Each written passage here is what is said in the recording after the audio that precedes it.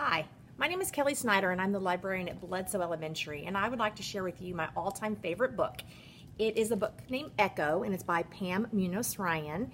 It was on the Bluebonnet list last year. It is a thick book, so it can look intimidating, but you can tell from the stain that it is well loved, and you won't be able to put it down. As soon as I did read it, I went out and read her award-winning book, Esperanza Rising, which is another amazing book.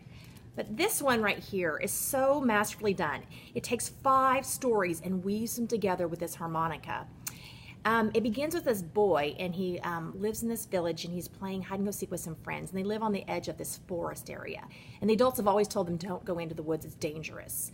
And they're playing next to the woods, and he wants to win so badly that he's willing to risk just going just enough into the woods where the kids won't be able to find him, and he'll win the game. So he goes into the woods, and he finds a comfy spot, and he realizes it's going to take him a while, so he begins to read. And when he's reading this story of this king who wants a son, but he keeps having daughters, and each time a daughter is born, he whisks the daughter away, gives it to the midwife, and says, take it into the woods and kill it. The midwife doesn't kill the girls, and there ends up being 3 of them. And so the boy is reading the story, and then he dozes off. And the next thing you know, he wakes up and he's panicking. He knows he's in trouble. He knows he's been there too long. He's gathering his stuff, and this gust of wind comes and blows the book from his hands. And he's reaching for the book, reaching it. And the next thing he knows, he's got the book, but he's so deep into the woods, he doesn't know how to get out. He hears these voices, and he walks towards them thinking that they're going to help him. And he comes to a clearing, and there's these 3 young women, and they're talking. And he begins to talk with them, and he realizes that he was reading their story. And they want to know so badly, like, how does it end? How do we break this curse? How do we get back? And he goes, let me see. And he takes the book and he opens it up, and the pages are blank. And so the story had yet to be written.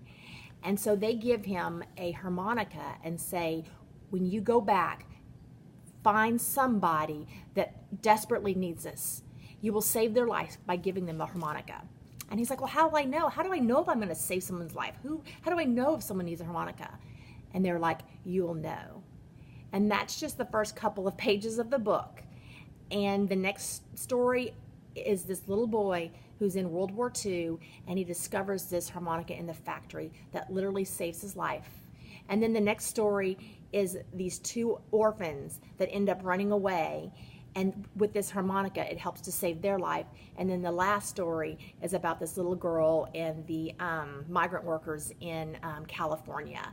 And it's masterfully done. This harmonica travels through time and to these different people, and each time saving their life. And at the very end, they all come back together. It'll give you goosebumps. It is an amazing story. You're not going to be able to put it down. Perfect for 4th grade and up.